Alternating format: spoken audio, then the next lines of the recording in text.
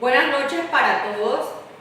En esta oportunidad voy a dar desarrollo a la temática del eje 2, el cual es un video en el cual les voy a hablar acerca del sistema nervioso central, pero desde la estructura del diencéfalo. Más específicamente nos vamos a enfocar en el tálamo. Voy a hacerles un recuento desde donde se empieza a formar el sistema nervioso central. Al finalizar la tercera semana del embarazo, y luego que el feto ya ha tenido varios cambios, la proliferación de células continúa, en este caso para formar las tres primeras vesículas que darán origen al encéfalo. Esas vesículas son el prosencéfalo, el mesencéfalo y el rombencéfalo. Cada una de estas vesículas cumple con una función fundamental. El prosencéfalo, en este caso, genera los hemisferios cerebrales. El mesencéfalo se encarga de generar los pedúnculos y colículos. Y el rombencéfalo genera el cerebelo, puente y el bulbo raquídeo. Luego, en la quinta semana de gestación, estas vesículas se subdividen. Se subdivide el prosencéfalo y el rombencéfalo. El prosencéfalo se subdivide en telencéfalo y en diencéfalo. Y el rombencéfalo en mielencéfalo y en metencéfalo. Ahora les voy a explicar las subdivisiones que contiene el diencéfalo. El diencéfalo contiene en sus estructuras al tálamo, al hipotálamo, el subtálamo y el epitálamo. Voy a darles una breve explicación de las funciones de cada una de las subregiones por las que está compuesta el diencéfalo. El hipotálamo, en este caso, es una estructura que se encarga del control endocrino. ¿Qué quiere decir esto? Que se encarga de todo el sistema hormonal o todo lo que tiene que ver con las hormonas del cuerpo. Además, tiene la función de controlar las motivaciones primarias del ser humano. ¿Cuáles son esas motivaciones primarias? Cuando tenemos sed, buscamos agua para saciar la sed. Cuando tenemos sueño, buscamos para dormir. Cuando tenemos frío y cuando tenemos calor. Además, cuando tenemos hambre, también buscamos qué comer. Estas son las funciones principales de las que se encarga el hipotálamo. Seguimos con otra estructura llamada subtálamo. El subtálamo está ubicado entre el tálamo y el mesencéfalo. Su función principal es colaborar en todo lo que tiene que ver con la parte motora somática. Es una delgada lámina de materia gris y tiene forma de lente biconvexo. El epitálamo es otra estructura importante, también conocida como glándula pineal. La glándula pineal tiene la función de segregar la hormona que se llama melatonina. Esa hormona es súper importante ya que corresponde a la etapa del crecimiento. Por eso la importancia, cuando estamos en etapa de crecimiento, dormir. Esta hormona se segrega por las noches específicamente. Tenemos en este caso el tálamo. Es la estructura subcortical sobre la cual vamos a profundizar. Esta estructura se encarga de revelar la información sensorial de los sentidos. ¿Cuáles son los sentidos? A través del tacto, del gusto, de la visión y del olfato. De esto se encarga el tálamo. Los dejaré con mi compañera Kena Bedoya, la cual les va a hacer una profundización de esta estructura subcortical. Adelante. Hola a todos, mi nombre es Kena Bedoya. Yo voy a continuar con la exposición que inició mi compañera Mauris, que expuso también y expuso principalmente la estructura del diencéfalo. Ahora vamos a profundizar en una de esas estructuras que es el tálamo. Entonces el tálamo es una de las estructuras encefálicas más grandes que hay. Está ubicado en todo el centro del cerebelo. Acá la vemos en esta imagen. Esta es una imagen frontal. En realidad son dos estructuras simétricas de forma ovalada. Son exactamente iguales. Y acá la vemos en una imagen lateral. Acá de pronto la podemos ubicar mejor, como se ve en todo el centro por la imagen 3D.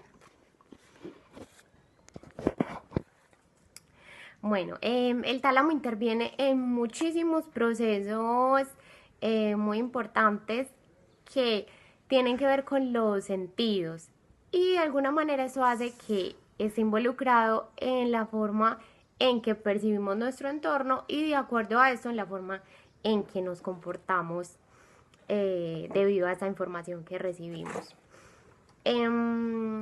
Es básicamente un conjunto de sustancia gris, lo cual quiere decir que está está compuesta por cuerpos neuronales.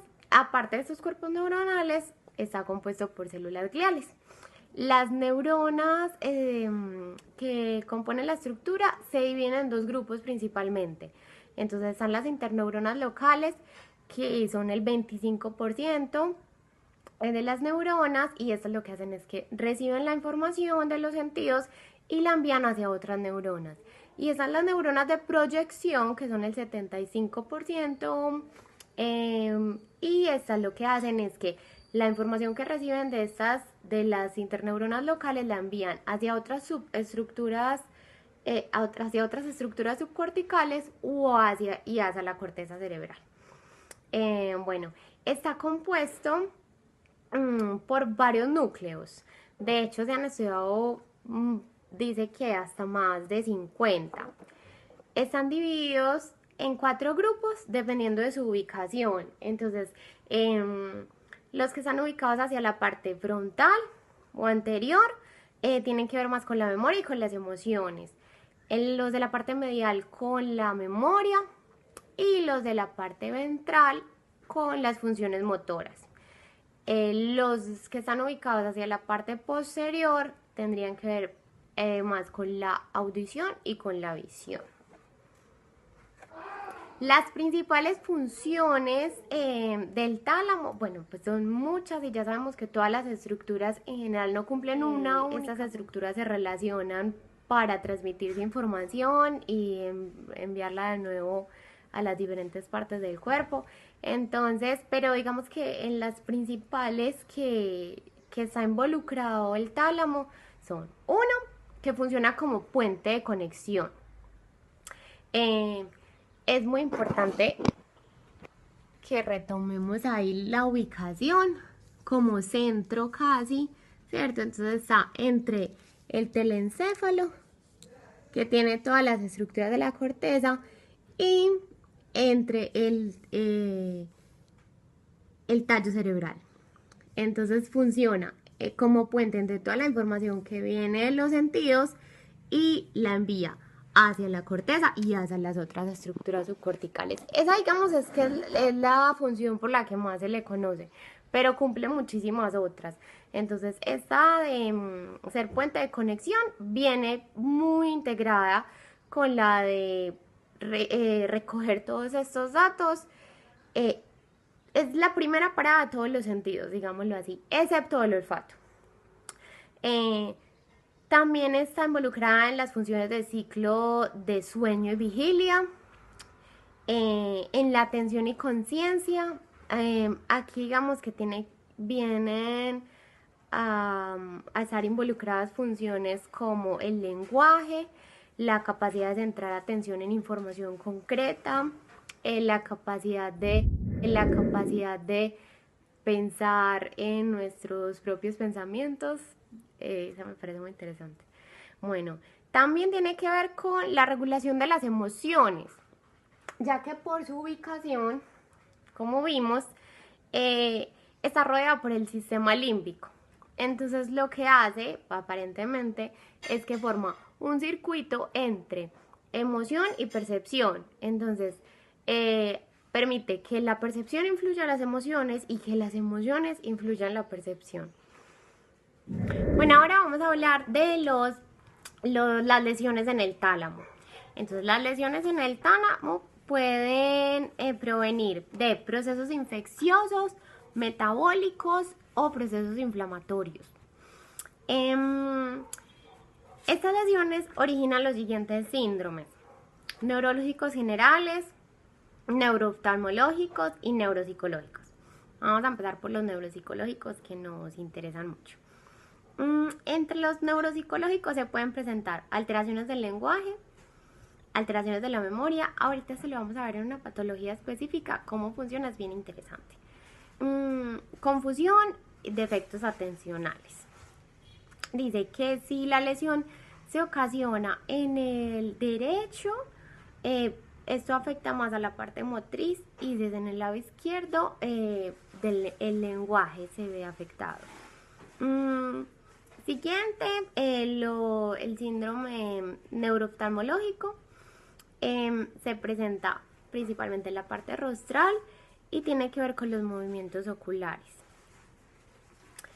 El neurológico general tiene que ver con dolor central, hiperpatía talámica, que son movimientos anormales involuntarios.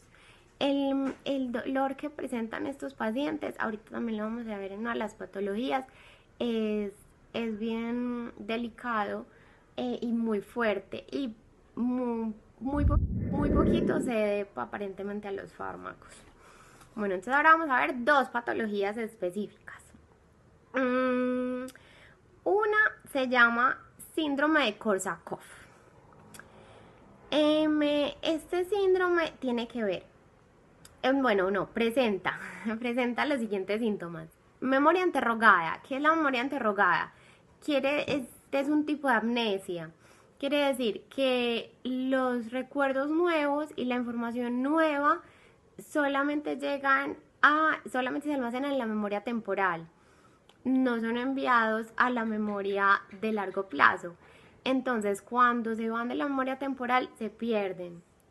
Entonces, la persona es incapaz de generar como aprendizajes nuevos, recuerdos nuevos. Es bien duro. Y tiene que ver, presenta fabulaciones y alucinaciones. Las fabulaciones, lo que leí, pasa mucho, es como la persona siente la necesidad de llenar esos vacíos que le van quedando con la falta de los nuevos recuerdos. Inventa historias, inventa información para crear sus historias, principalmente cuando está expresándose. Y alucinaciones, alucinaciones. El otro síndrome es el síndrome de Guerin-Roussy. Este síndrome se presenta con un dolor muy intenso. Las personas dicen que lo sienten como acá en el centro del cerebro, y como dijimos ahorita, cede muy difícilmente a los fármacos. Presentan hemiparesia, que quiere decir son defectos de coordinación en los movimientos voluntarios, y principalmente se dan como de un lado del cuerpo, y no solo defectos en la coordinación, sino también como falta de tono muscular en ese lado. Se presenta más en el rostro y las extremidades. Entre lo que leí parece, no estaba muy seguro, pero las lesiones del tálamo pueden estar asociadas con la dislexia y con el Alzheimer. Entonces falta como mucha más investigación sobre estas áreas y sobre todos estos síndromes. Muchas gracias. Espero que les haya gustado. Hicimos toda la investigación con mucho gusto, con mucho cariño, y gracias por la atención.